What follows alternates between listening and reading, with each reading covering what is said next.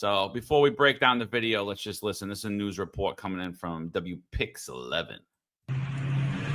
The video starts on 21st Road and the Whitestone Expressway Service Road. You can see police with guns drawn as they approach that black Toyota Highlander. A suspect behind the wheel had just carjacked it, according to police. And as police ultimately open fire on the suspect, you can see there one detective, Corey Fisher, crawling on the ground. He's just been shot in the wrist and the leg, according to police, by friendly fire. You can see those officers there tending to Fisher as he's on the ground. Ultimately, they tie a tourniquet around his leg. He suffered a broken leg from that gunshot wound.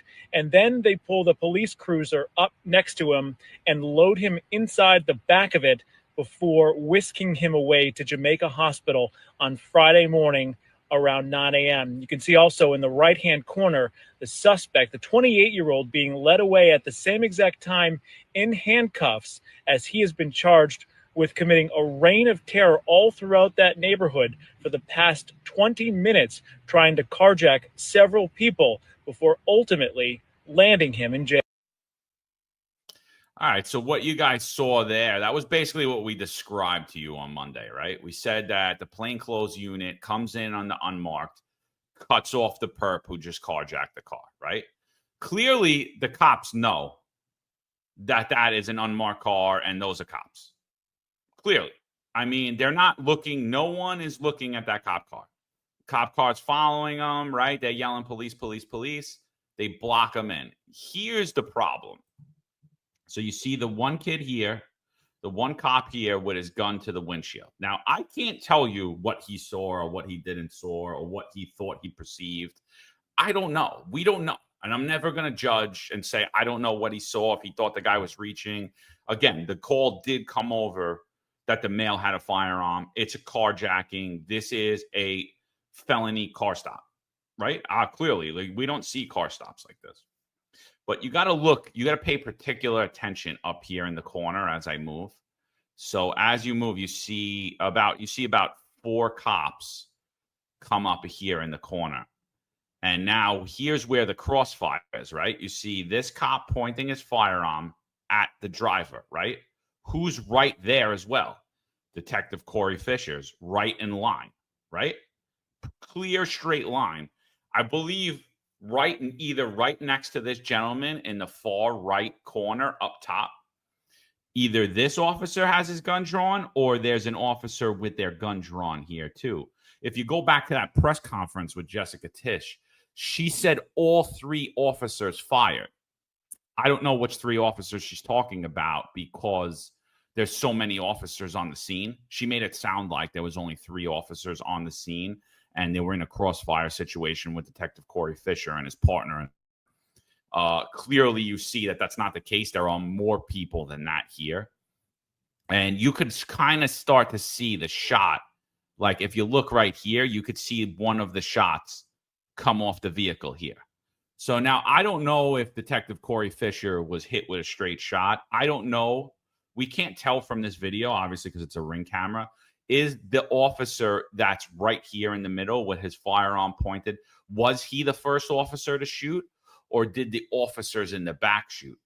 Now, if the officers in the back shot, you got a big problem. If they shot first, that's a big problem because, like I said, I'll never say what someone saw right at that moment in time. I'm not in that officer's head who's at that window and sees what that individual is doing. But with a car with tinted windows, you can't tell me that the officers in the back know what he's doing. So I don't know, unless they thought he was throwing the car in reverse and about to run them over, unless they thought he was going to use the car to ram someone, that's possible.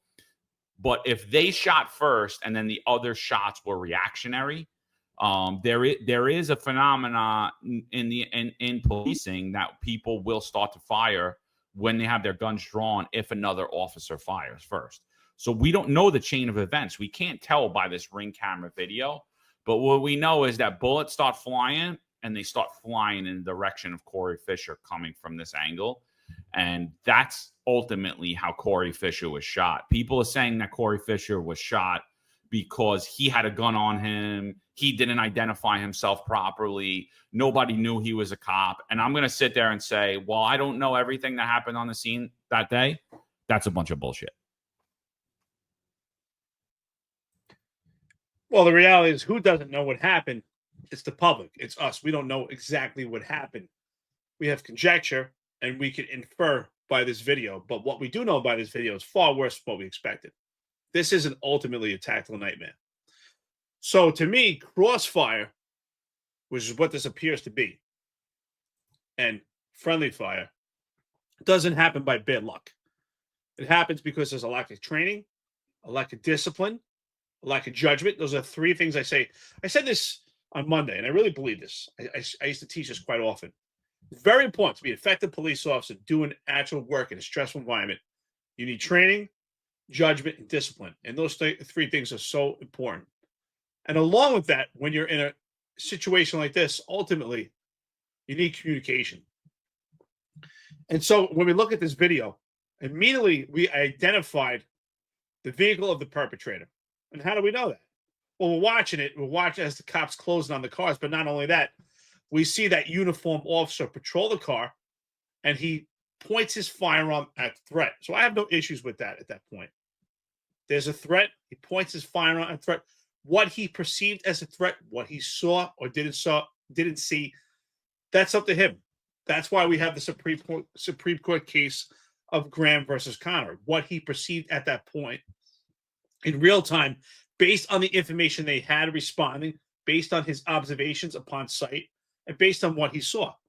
What I do have an immediate problem with clearly outlines everything I've been saying, that there's a lack of training, bad judgment, and zero discipline, is the tactical positions of those officers on the other side of the car, how they start to circle and 360 that car. That is a complete disaster.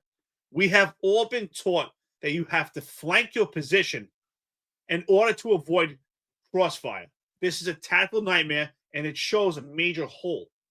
And also what it shows, based on that press conference, including the union, there was exactly what I said, a concerted effort to come up with a narrative and not give you real transparency. The NYPD leadership, along with Mayor Eric Adams and the union, failed to take responsibility, accountability, and ownership to say, hey, we have a failure here, and we need to re-examine, and we need to train our officers properly. If you're a plainclothes officer at this point, or not even just a plainclothes officer, any officer, because to me, based on the information that we have in watching this video, it made no difference if he was a uniformed police officer or not, because at this point, they already made the observation. They have the unmarked car in their presence. They've identified the plainclothes officers because they can see them clearly in their sight. They have the perpetrator's car, and no one has exited the perpetrator's car at this point. None of the occupants have exited. So you have them isolated and contained. Why are we 360 positioning ourselves around this car? So even if you're a uniform officer at this point, you have to be more fearful of police officers responding than the perpetrator. This was a tactical nightmare. Again, I want to play the Benny Hill music to this because this looks insane to me. I mean, all around tactical failures, dude. So I'm being told, and I don't know if this is true, but I'm being told that the official statement was that, well, we started shooting because the car was speeding towards us. I hope that is not true. I hope we have more integrity than that in the police department. I hope we're a lot smarter than that in the police department. I hope that I could trust and believe the things that come out of officers' mouth, because if that's what the statement is, I mean, I'm sitting here saying right now, if I'm a judge, I'm not going to fucking feel bad for any of this. I'm really not. I'm not going to feel bad about what happens because, integrity is, it's a non-negotiable in policing. And unfortunately, in Eric Adams' NYPD, it's something that's frowned upon, having integrity. So I'm sitting there and I'm saying that's absolutely disgusting. I don't care if this guy just stole a car. Tell the truth. Tell the truth about what happened. If you messed up, tell the truth. If, there's something there where you were fearing for your life, you thought he was going to do, you thought he was going to ram you. Okay. But like tactically, let's just talk about this tactically, right? So shooting, so huge crossfire situation, right? There's multiple crossfires. There's crossfire here, there's crossfire here, there's crossfire there, right? This officer's just trying to get his partner. He's not even looking. But I'm just saying, if there was, never mind the crossfire all the way back here coming from the car, right? Crossfire back at here, right? So, I mean, it's a mess of cops shooting at each other. If in fact they all started shooting, they're all going to shoot each other. Whether it's ricochets, whatever. Any misses, you're hitting a cop. So the crossfire situation, horrendous. Now, there was just a shooting, right? You don't know what happened. You don't know if cops hit. You don't know if the perps hit. You don't know nothing. Watch this. Watch what happens here. So the cop he crawls over, he gets hit. Are you crossing behind this car? Look right here. Are you crossing in between this car? We're being told that you thought this car was going to ram you. Why are you crossing in between this car where you could get pinned and killed? All he's got to do is throw his car in reverse and boom, you're dead. Right? So there's one cop crossing through that. Here's two cops crossing through that. Neither of them, I see, are looking at this car. What are they looking at? They're looking at across the street. We just shot at this car.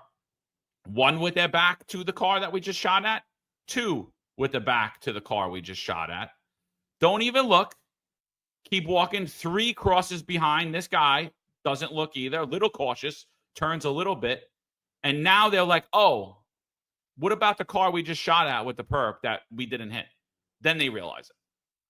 I mean, tactically, horrendous. Horrendous. If this guy wanted to kill all of you, he would have. He would have. First of all, crossfire is no accident. In my opinion, friends and listeners, curious on what your thoughts. I used to say this quite often, and I'll say it now. I think crossfire is the most preventable incident you could have happen in a firearm engaged scenario. If you're in a firearm engaged scenario as a police officer, in my opinion, based on training and anecdotal experience, and I've been involved in these situations numerous times where you're closing in on a car, you're trying to contain a perpetrator, and you have numerous cops on the scene, and there's a firearm in the car, and potentially you have to fire. And we've had our guns pointed. And in my opinion, crossfire is the most preventable accident or horrendous incident you could have. And it's based on training, judgment, discipline, and communication. And situational awareness. Clearly, they lack situational awareness. And I thought the same thing, John. You watch this, and you see at no point are they continuously engaged with that car. And after firing rounds, trying to get to that car, to get the occupants and place them under arrest to stop the shooting. Instead, they turn their backs, completely unaware of what's happening. You can tell that one, I think it was a female police officer, who starts to get towards that gray van, and as she walks around, she still has her gun out, pointed to the floor, unaware of what's going on, trying to figure out what's going on, and yet she still has a firearm out, but she has her back turned to that car. At no point was there communication where they still addressing the occupants of that car to stop the shooting. We have rounds being fired, and we're not advancing towards the car to stop and isolate and place these perpetrators under arrest to stop the shooting. Completely unaware. Lack of training, lack of judgment, lack of discipline, lack of communication, lack of positional tactical awareness, lack of situational awareness. This is a tactical nightmare. To me, this highlights the state of the NYPD. Who's being hired? How are they being trained? Who are they working with? How many hours are they working with? Are they getting realistic reality training? You need reality-based scenario training to prevent incidents like this. This is a tactical nightmare. And Detective Fisher, thank God you're alive. This is absolutely terrible. Scott Monroe should be in arms right now and should be livid that one of his detectives was shot and ultimately could have been killed. And even further, if you're a detective out there right now working in plainclothes, you have to be terrified of those precincts. You have to make sure you go to the precincts now and make sure they know who you are. And not only that, you need to let them know. Your positional tactical awareness is key to prevent these crossfire situations. To me, this is far worse than what we expected, because this is not a mistake of identity. This is not mistaking that plainclothes police officer as a potential perpetrator. This is a crossfire situation. And to me, John, I hope you agree. Crossfire should be and can be prevented in almost every case. I mean, and almost, listen, could you be put in a bad spot where there's going to be crossfire and you got no choice? Yeah. I mean, anything's possible. Should it be avoided at all costs? Absolutely. Should you be cognizant of it at all times? Absolutely. Should you be cognizant of people in the public, innocent members of the public behind? And that should also be considered like a crossfire situation. If you have innocent life behind you, you shouldn't just shoot in the direction, so you have to be cognizant of that. But like the basics of policing here, I don't care if we weren't just involved in a shooting. Why would you ever cross in between the car that stopped and your RMP so you could get boxed in and killed like that? That's just basic. That's just any car stop, right? They should have came from around the RMP, right? And then, the fact that no one had eyes on the perp is so disturbing to me. Because the other policing 101, we just shot at this guy. What do we want to check right now? That he's dead, right? That he's no longer a threat, right? Because what do you think if you heard fire, if you heard shots flying at him? I'm going to think he has a gun and he just tried to kill one of the cops, right? I mean, isn't that rational to think at that point? Why would anyone ever take their eyes off of him or remove their firearm off that window? Why would anyone turn their back to him? Why would anyone not look in that car? And I got one further. If he's sitting there and you believe he's dead, guess what you're going to do? You're going to take him out of the car and you're going to handcuff him. You're going to take him out of the car and you're going to handcuff his dead body. But he's not dead. He's alive and well and actually not even shot. And you have no idea. I mean, is that not scary? Is that not like the scariest thing you've ever? We just shot at this car. We don't ascertain anything. We don't know anything about the perp. We don't know if he has a gun. I don't know. Could have been reaching for AR-15. He could have been reaching for a grenade. Could have been reaching for anything. You don't care? Oh, what's going on across the street? Let me go check that out. Forget about the car we just shot at. I mean, come on, people. I mean, this is policing 101 here. Like, where are the tactics? You're not worried about getting shot? Clearly, you're not. You're not worried about getting run over. You're not worried about getting shot. Right? You put your back to the car and you walked away. Oh, what's going on across the street over there? Let me say. You've just watched a clip from our live episode. Click the description to watch the full episode. Like, share, and subscribe for more videos just like this.